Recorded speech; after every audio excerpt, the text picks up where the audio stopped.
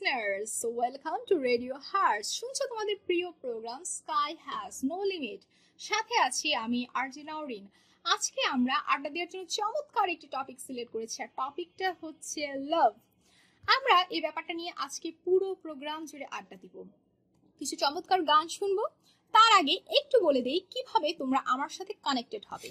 প্রথমে তোমাকে আমাদের ওয়েবসাইট ব্রাউজ করতে হবে। সেখানে আমাদের আজকের আড্ডা নিয়ে একটি পিন করা আছে। তার কমেন্ট সেকশনে তোমার নেম স্পেস তোমার লোকেশন স্পেস তোমার কথাবার্তা লিখে পোস্ট করে দিতে হবে। আর গানের রিকোয়েস্ট করার জন্য name space location space song name slash singers name or movie name লিখে ঝটমট কমেন্ট করে ফেলতে হবে। সো আর কথা বাড়াবো না, লেট স্টার্ট। W.H. Auden বলেছেন, we must love one another or die. পৃথিবীর সৃষ্টির শুরু হয়েছে ভালোবাসা থেকে। যুদ্ধ জয় করা যায় ভালোবাসা দিয়ে। মিত্রতা এবং সন্ধি তৈরির মূল উপাদান হলো ভালোবাসা। ভালোবাসা মানুষকে কখনো করেছে ত্যাগী, কিংবা কখনো সৃষ্টি করে দিয়েছে ট্রয় নগরীর সেই বিখ্যাত ধ্বংসলীলার যুদ্ধ। বাবা মাকে ভালোবেসে সন্তান নিজের জীবনকেও তুচ্ছ জ্ঞান করেছে। উদাহরণ বায়েজিদ বোস্তামি কিংবা ঈশ্বরচন্দ্র বিদ্যাসাগর। আর পিতামাতা নিজের জীবনের শেষ রক্তবিন্দু দিয়ে সন্তানের মুখের হাসি ধরে রেখে সন্তানকে ভালোবেসে যায় প্রতিনিয়ত। ভাই তার বোনের মুখের হাসি ফোটানোর জন্য নিজের জমানো টিউশনের টাকা দিয়ে যেমন বোনের পছন্দের শাড়িটি ভালোবেসে তাকে উপহার দেয়, ঠিক তেমনি সেজেগুজে বোন যখন শাড়ি পরে সেই ভাইয়ের সামনে দাঁড়ায়, সেই বোনকে ভেঙচি কেটে ভাই যখন রাগিয়ে দেয়, সেখানেও কিন্তু লুকিয়ে থাকে একটি অকৃত্রিম আর নির্মল ভালোবাসা। আর প্রেমিক প্রেমিকা কিংবা দাম্পত্য জীবনের নিরবচ্ছিন্ন বন্ধনের মধ্যে যে ভালোবাসা, সে তো আদি এবং অনন্ত। যে ভ্যালেন্টাইনের শিরশ্ছেদ করা হয়েছিল তার প্রেমিকাকে নিঃস্বার্থ ভালোবাসার জন্য, সেখানে ভালোবাসার কাছে জীবনের অনেক ছোটখাটো সুখকেই মানুষ তুচ্ছ জ্ঞান করে। বিশ্বজুড়ে সাহিত্যে ভালোবাসার রং বিভিন্নভাবে ধরা পড়েছে বারবার। কখনো শেক্সপিয়ারের রোমিও জুলিয়েট, কিংবা বাংলাদেশের প্রেক্ষিতে ইমদাদুল হক মিলনের সেই যত দূরে যাই উপন্যাসের মতো। হুমায়ুন আহমেদ স্যার তার জয় জয়ন্ত উপন্যাসকেও ভালোবাসাকে দেখিয়েছেন এক অন্যরকম রঙে। অথবা পশ্চিমবঙ্গের লেখক সমরেশ মজুমদার কিংবা শীর্ষেন্দু মুখোপাধ্যায়ের অজস্র উপন্যাসে ধরা পড়েছে ভালোবাসা। কবিতার পংক্তি আর গানের কলিতে বারবার এসেছে ভালোবাসার প্রতি মানুষের হৃদয় আবেগ। লিসনার্স, আমাদের কাছে অলরেডি গানের রিকোয়েস্ট এসেছে। ঢাকা থেকে ফাহিম শুনতে চেয়েছেন তাহসানের পপুলার সেই গান আমার ছিপ নৌকোয় এসো ও অন্য মেয়ে, এই গানটি।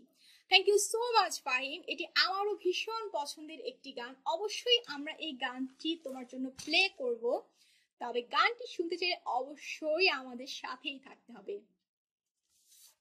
ফ্রেন্ডস, ভালোবাসার পরিসীমা জগৎ জুড়ে বিস্তৃত, আর তাই পত্রপত্রিকায় বিভিন্ন সময় বিভিন্ন সংবাদে আমরা শুনতে পেয়েছি ভালোবাসার টানে ভিনদেশের মানুষ আমাদের দেশে উড়ে এসে আমাদের দেশের মানুষকে বিয়ে করেছে, কিংবা তাদের সাথে বৈবাহিক সম্পর্কে আবদ্ধ হয়েছে। আর তাই নিয়ে ফেসবুকে শুরু হয়েছে তোর পার করা স্ট্যাটাস। কি খুব মজা লেগেছে সেগুলো, নাকি সেগুলো দেখে মনে হয়েছে নিজেরাও সেই কোনো ভিনদেশি মানুষের সাথে স্বপ্নের ডানায় ভালোবেসে উড়াল দেই? সেসব কথা থাক, তার চেয়ে বরং শুনি বিখ্যাত কিছু মানুষ ভালোবাসাকে কিভাবে তাদের নিজেদের বক্তব্যে সংজ্ঞায়ন করেছেন। শেক্সপিয়ার তার ভেনাস এবং অ্যাডমিসে বলেছেন, love is a spirit all compact of fire. Lalon Saiji বলেছেন, কলঙ্ক যদি না লাগে ভালোবেসে লাগে কি ভালো। বিদ্রোহী কবি কাজী নজরুল ইসলাম বলেছেন, তোমারে যে চাহিয়াছে ভুলে একদিন, সে জানে তোমারে ভোলা কি কঠিন। ফ্রেন্ডস, আমাদের আড্ডায় চট্টগ্রাম থেকে ফাহাদ লিখেছেন, তিনি তার ভালোবাসার মানুষটিকে আজকে রেডিও হার্টস এর মধ্য দিয়ে স্কাই হ্যাজ নো লিমিট অনুষ্ঠানটির মাধ্যমে একটি ভালোবাসার গান ডেডিকেট করতে চাইছেন।